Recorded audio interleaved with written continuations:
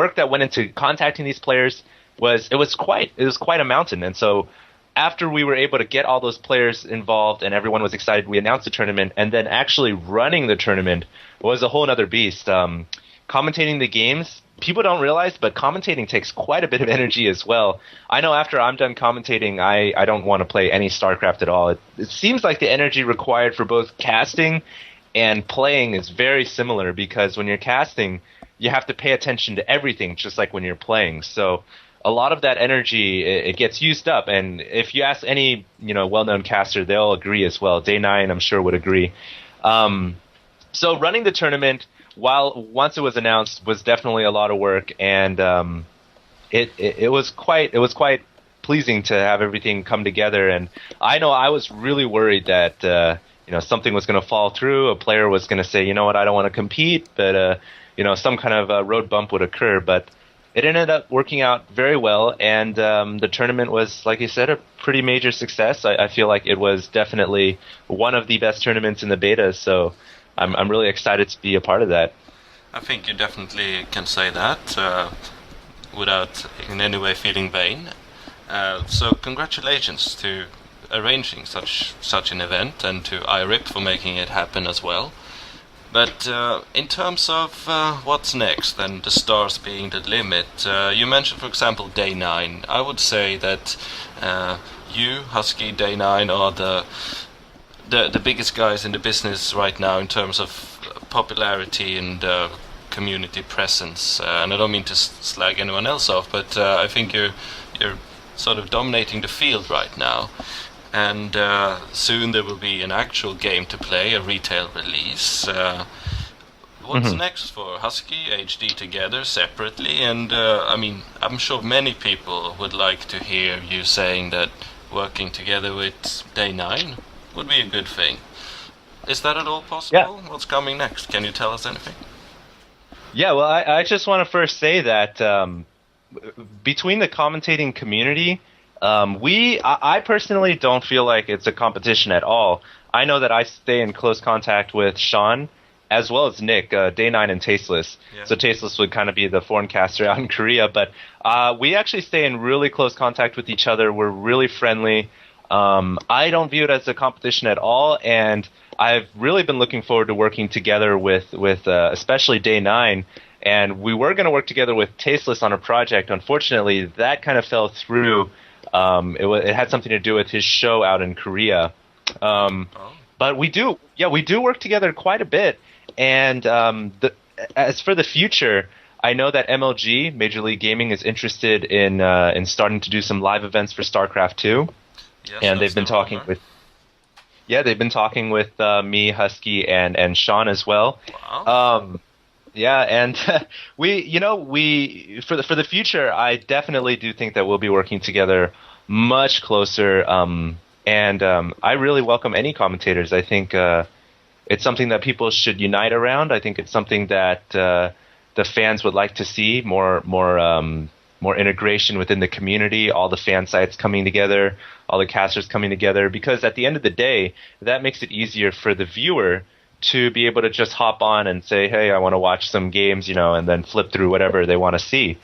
As for the future, we do have more tournaments lined up. I don't want to spoil too much, but there will be an HDH2, and we're currently in the process of organizing that.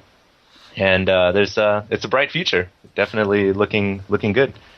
Well, I think you just considerably brightened people's future quite a lot by mentioning Day 9, MLG, and the potential that lies ahead. So you heard it here first, folks.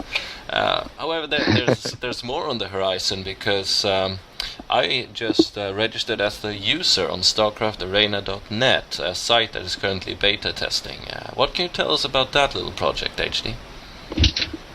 All right, so just last night, actually, I think it was around 12 p.m., maybe 1 a.m. in the morning, we officially, and when I say we, I mean Husky and I, officially announced our project that we've been working on for maybe the last 3 months or so. And that project is a website, and we announced it to only Twitter and Facebook and some of our close friends. And so we're basically beta testing the website right now. There's quite a few bugs with it, but the website is very solid. It is, like you said, StarcraftArena.net. And the plan is to have the website be there for the casual StarCraft community as well as the hardcore. We do have quite a few plans with the website. We are going to launch public tournaments as well as, I don't want to go into too much detail, but it's going to be a pretty big project for us going forward as well. If you guys are hearing this, please do feel free to visit the website. It is StarcraftArena.net, and it's going to be in beta testing for about a month, and then we're probably going to release it to the general public via YouTube.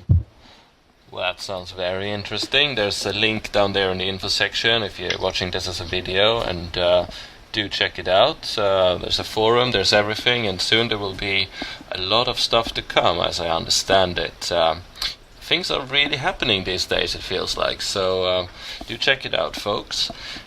I was, however, gonna transition sort of back into the nitty-gritty a bit, HD, because you did an interview of your own very recently with well-known San Francisco-based player, I believe, Pain User, that you published on your channel, and you talked a bit about the sort of the StarCraft, the beta, the game, and the issues, etc. And I thought I'd pick your brain on what's going on in the community and what's being talked about, predominantly the issues with Battle.net, and how, as Pain User put it, it's quite console-like, and allegedly because of the main responsible developer having been involved with Xbox Live, maybe, people are speculating.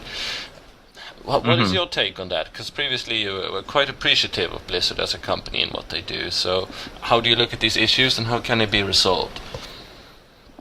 Well, first I want to say that Taylor, aka Pain User, is a great guy. He's very, very funny.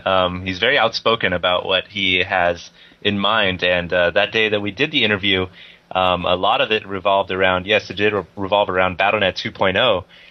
And with regards to most of the issues, I really do agree.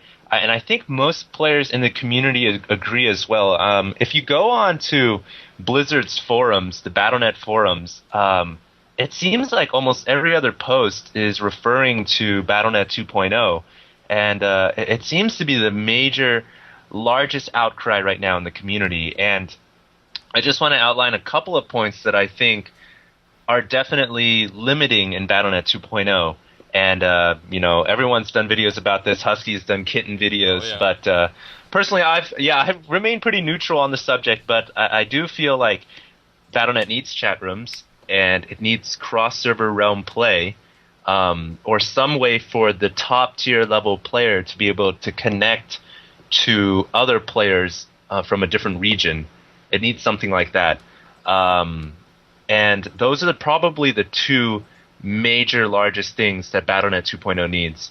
It needs the ability to chat, and it needs the ability to connect cross-realm. I think those are the two largest issues at hand. It's just that the game, I think, is very solid right now, but the connectivity interface, Battle.net 2.0, it's just not quite there yet.